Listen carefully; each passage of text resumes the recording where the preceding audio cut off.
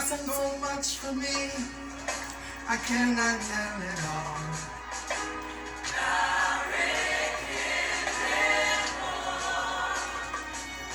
If I had 10,000 tongues, still wouldn't be enough.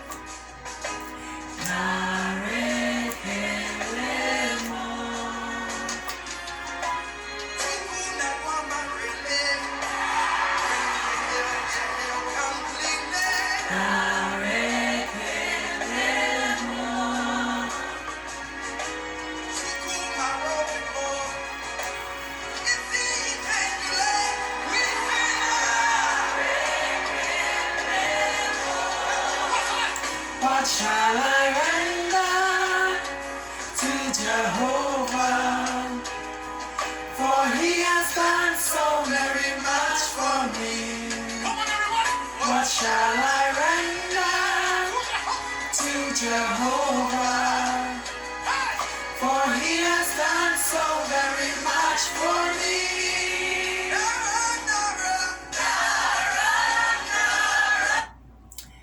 Hi, good evening, good morning, good day, whatever time of the day you're looking at this broadcast, this episode, this recording. Welcome back to She Talks, and this is Julie Roberts, and we're going to get into a beautiful topic this evening, an educational topic. We are going to talk about givers, takers, and matchers. Yes, that's the name of this episode. Givers, takers, and matchers. So, this is my channel, She Talks, and we talk about the things that people don't usually talk about, or they talk about in secret, or they just don't address as the elephant in the room and just prefer to not deal with it and hope that it just evaporates. But we all know that when you don't deal with things, when you don't have information, you are not able to actually fix whatever may not be as it should. It may be wrong, it may be a little injustice, whatever it may be. But anything that you don't address that is negative will not end well.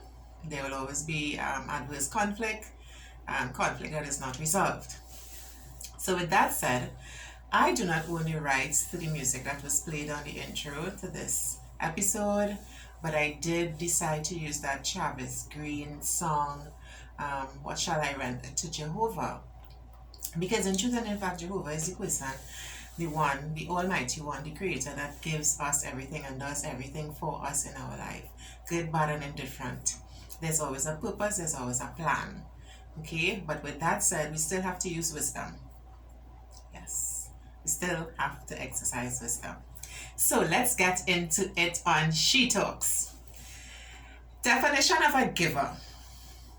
According to dictionary.com, you can refer to a person or organization that presents a gift voluntarily without expecting compensation or any favor in return as a giver. Genuine people are not strategic in their giving, and they don't plan their giving in advance. So if it is you're planning that if you give A, you'll get back B, you're not a genuine giver, and you may very well fall into another category. We will get into that shortly. Definition of a taker. A person or thing that takes or receives often more than he or she gives, according to dictionary.com, is considered a taker. They are self-focused and put their own interests ahead of others' needs. They try to gain as much as possible from their interactions while contributing as little as they can in return. So it's a taker is never an equitable relationship. They just receive, and they give very little, or they probably will just give enough to make it look kind of good that they're doing something, but they're really always on the receiving end.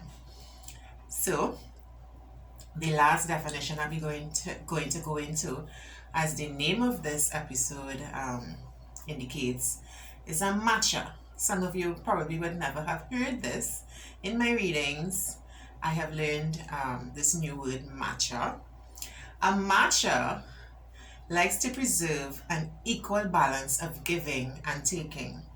Their mindset is, if you take from me, I'll take from you. If you give to me, I'll give to you. So it's a give and take relationship, an equal relationship, a balanced relationship between matchers. Which category do you fall into? Or do you fall into all of them? Because sometimes you're in a position where you could give. Then there are times where you may be in a position where you need to be on the receiving end for whatever reason. And then you may be the personality or your thinking or your mindset is, I'm going to give you, expect to get back. I'm going to give you, expect to get back. So where do you fall? Because we all fall into one or a variation of the different categories of people. Truth be told, we are all wired in a particular way. And that is the truth. Some of us are just genuinely persons who would give, and some are just genuinely persons who always looking for opportunity and a way to get in on the side and to get from a person, and they realize, oh, okay, he or she, you could take them real easy, so I will take them. That's just how some people are. Some people show love and affection towards their friends, families, and co-workers in different ways. Hence, there are 5 love languages, and love languages doesn't have to be, it could be platonic. It doesn't have to be a sexual orientation. When you love somebody, you like somebody, you care about somebody, it doesn't have to have sex involved. There is agape love. Okay, people, so let's get that very straight in our heads. There is agape love. And you will show this love in different ways. One, acts of service, where you do things for people. For me, for those of you who follow me and who know me, know I love to cook. So when I invite you over for lunch, or I want to cook something for you, I bring breakfast for you or lunch for you at work, or if it's a love interest, I don't have any of that now, but I will cook for you. I like to cook. I would cook for you. That's one of the ways that I would say that I love you. I care about you. How was your day? I want to make sure that you have a full stomach at the end of the day, or at the end of your shift, or whatever the case may be, because some of us work day shifts and come home in the night, some work night shifts and come home in the day. So 1 is acts of service, where you do things to people. 2, gift giving. I also like to give gifts and receive gifts. Yes. So yeah, just putting that out there. Physical touch, quality time, and words of affirmation. Some people like when you do things, you tell them, okay, that's well done. I'm proud of you. You did good. Or even if they did bad, tell them, you did good, but you needed improvements in this area, in that area. Affirm them, make them feel good about themselves with the words that you exercise with them, the words that you say to them, the words that you use around them and to them and about them. Now, if your primary love languages are acts of service and giving gifts, you need to be very wary of takers, since they will use that against you. That is just how it is. That is just the rules of the jungle. That's just how life is. People realize that your hand very loose. People realize that they can manipulate you. Certain people realize that I could get my way with that person. Matters not. They're going to abuse it, because a lot of people don't have self-control. And the truth be told, we are in the last days. I know that's a controversial topic. People don't like to talk about God. People don't like to talk about religion. People don't like to talk about the Bible. But the truth is, we are in some very challenging times that have been already outlined in the Bible. I am not going to get into that argument with anybody about the relevance of the Bible. I believe in it. You have a choice, I have a choice, but I believe in it, and the things that I'm seeing that have been written are coming to pass. So we're not going to have that conversation. That's my belief. You are entitled to yours. So givers, takers, and matchers are not new to the world. The scriptures encourage us to give, and it is indeed good to give. And truth be told, if someone has ill intent, they are the ones who are going to have to answer on the day of judgment. They are the ones who are going to have to account for all the things that they did or didn't do to others. But we must not be ignorant of the tricks of people who like to manipulate, or people who like to take, or people who like to create situations where you're always giving to them. Luke 3 verse 38 says, "Give, and it will be given unto you. They will pour into your lap a good measure, pressed down, shaken together, and running over, with no space left for more. For with the standard of measurement you use when you do good to others, it will be measured to you in return." This is what many may refer to as the law of reciprocity. I ain't pronounced that right, sorry. But you know what I'm saying, right? I tie up my tongue there. Again, do not get me wrong. It is good to give. Actually, when you give, you get back from unrelated sources and streams. This has been proven. You don't always get back from the person that you give to, but you still have to be wise. Proverbs 14 verse 15 says, "The naive or inexperienced person is easily misled and believes every word he hears. But the prudent man is discreet and astute and considers well where he is going." So let's not be naive. Let's not allow people to take advantage of us. Let us be wise. Let us be prudent. Let us ask questions. Be guided. You need to be aware of the games that people can play to get you sucked into their situations and into their manipulation. So you may ask, "Okay, Jewel, okay, She Talks, how to identify a taker?" Okay, so let's go into a few points here. So there's a saying that goes, "Kissing up and kicking down." In his book, Give and Take, Adam Grant uses the Dutch phrase "kissing up and kicking down" to describe the behavior of takers. In Grant's words, these are his words, "Although takers tend to be dominant and controlling with subordinates, they are surprisingly submissive and differential towards superiors." So there are people who they think, better than them, richer than them, have more power, have more status. They will look up to those persons. But the people they deem to be under them, they will kick them down. They are going to kick them down. They are going to use them. They are going to manipulate them. They are going to treat them just the way they think about them. So we have to be very mindful of that. They use words like "I" and "me" incessantly. So it's always I, me, me, I, me, I. It's always about them. It's never about you. It's never about anybody else. They show up when there's something in it for them, or you have something that they need. I don't have to get into details about that. It's self-explanatory. Takers rarely reciprocate. So they don't give. They don't give back. They don't try to match you. They in it for themselves only. Takers do not listen. The conversation must always be about them. So you're talking about your day, or you're talking about something that you may be planning or want to do, or some experience. We're having a conversation. It's about me, it's about you. But they always make it about them. Takers seldom, if ever, contact you just to check in. So we are friends, we are family, we are whatever, and I'm gonna call you. How you doing? WhatsApp, social media is the easiest thing now to communicate. Anybody who does not communicate with you does not want to communicate with you. And that is something that I used to beat up myself about. So why he not calling? Why is she not calling? Why they not messaging? And I would always message you, and I would always try to find out if you're okay. Newsflash, they do not want to know, they do not care if you are okay, they care about themselves. There's no reason for anybody to not communicate with you. Yes, I get that we are busy. Yes, I get that we all have lives. Yes, I get that we are all, career people or housewives. And please don't belittle the position of a housewife, because they have things to do in the house. They keep the house running. They keep the house afloat. So we all busy in our own right.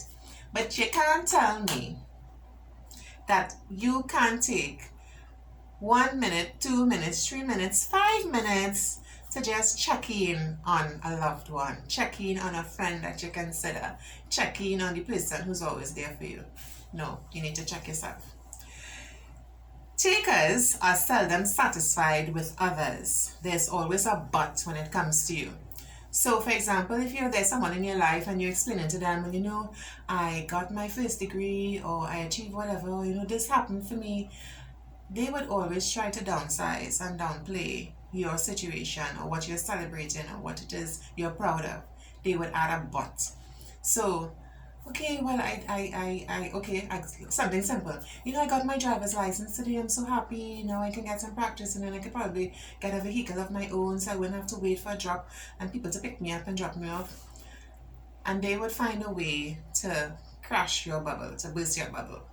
They would be like, oh, yeah, but you can't drive on the road by yourself yet, so no, you can't drive nobody, you'll kill people. No. We all have moments, but it's a big moment, small moment. We all have moments that are important to us, and when people keep using but, whenever they're talking to you about the things that you are proud of or the things that you are happy about, you need to be very careful about that. How do you protect yourself against takers? First, and this works for me, I do it a lot now. I didn't before. I used to go in blindly into situations. I used to go in blindly into a relationship and not analyze. And yes, it took me a while to mature. My bad. It is what it is. I have no shame in my game. But first thing I do when I start interacting with somebody new, and even people that I know now, because people change, their perspective changes, variables of a situation or a relationship change. I pray about the person's purpose in my life. What are they there to do in my life? Are they there to add, to take away, to teach me a lesson, to help me with something? Because sometimes God puts people in your life for a season and a reason, and they're not there for, So you need to be very open-minded about the people in your life, their pros and their cons, their strengths and their weaknesses, and don't fool yourself into thinking that you can change them or they're there for a different purpose. No. Second thing, spot the fakers and be more cautious with them. In other words, use discernment. Somebody's faking, you can't change them, but you live, you let live, but don't allow them to use you. Be strategic in your giving. It's okay to say no sometimes. Be strategic. If someone has kids and you know that they are a pathological taker, they're always looking for an excuse, they're using your children as an excuse. You're not going to want to see a child hungry or in a situation where they're not going to school, and you can help in a way, in a strategic way, that you're helping the child and you're not encouraging the parents in the nonsense, if you understand what I mean. A situation may not be ideal, but you want to help, you need to help, you feel compelled to help. Be strategic in your helping. Change how you manage your time. You will be extremely foolish if you leave yourself and your family undone for a pathological taker. Someone who's always taking. You're not going to leave yourself undone, leave your family undone, take away family time to go help this person, do something for this person. You know that this person is always taken away from you. You will be doing yourself an injustice. You have to balance how you're helping people and what you're doing. Not saying that you're not going to give, you're not going to do, but it has to be on your terms, because you're not going to leave your family to suffer for someone that has other issues, and that this may just be a manifestation of whatever they may be going through. Ask people to help pay it forward when you help them. Now, this promotes giving to others. And really and truly, if you give something to someone, or you give something to someone, and you say, okay, I would like you to pass this forward when you're in a position, help somebody else. If their immediate response is, I can't help nobody, you need to check that. If someone is generous to you, it could be kind of like a red flag if it is you're not able to see that you, when a time comes that you can be generous to somebody else, you go want to help somebody else. You have to watch things like that. Watch the mindset of people. Be aware of the mindset of people. Know what to expect from people.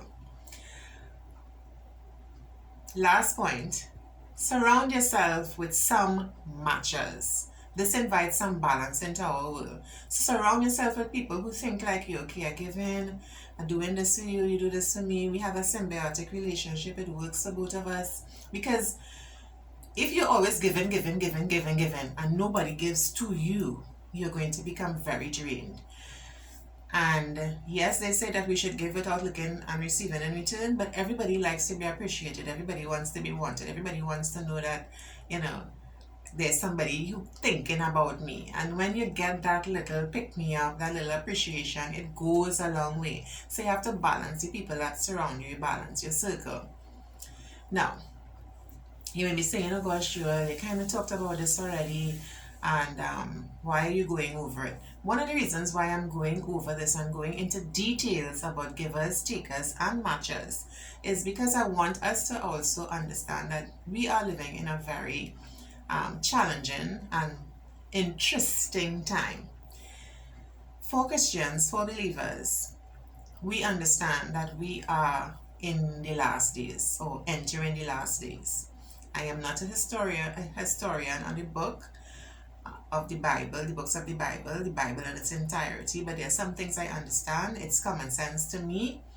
And in 2 Timothy 3 verses 1 to 5, it says, but understand this, that in the last days there will be times will become difficult, for people will be lovers of themselves, takers, lovers of money, takers, proud, arrogant, abusive, takers, disobedient to their parents, ungrateful, unholy, heartless, unappealable, slanderous, and then it goes down the line. And I just want to bring these topics to you in a very practical way so that we see, look, these things are actually happening. Sometimes the interpretation of the Bible that you may have, maybe King James Version, and it's very hard to read. I like to use the Amplified Version because it breaks things down for us and it makes it kind of easy to relate to, relatable. So these things are not new. There are givers, there are takers, and there are matchers. Now, there's always room for change. If it is you realize that I have been a taker all my life, or I am not being as kind as I should be to people who were very good to me in my life or something like that, you could change that. Once there's life, there's always an opportunity to change. You can change that. So I'm saying to you, if you're a giver, continue giving, but give smartly. If you're a taker, you can change. You can ask God to come into your life, ask the Holy Spirit to move on you so that the fruits of the Spirit will be manifest in your life. And if you're a matcher, work the system, be balanced. Don't be extreme in any way, but make it balanced so that you're comfortable in your situation. And that is another episode of She Talks, where we talked about givers, takers, and matchers.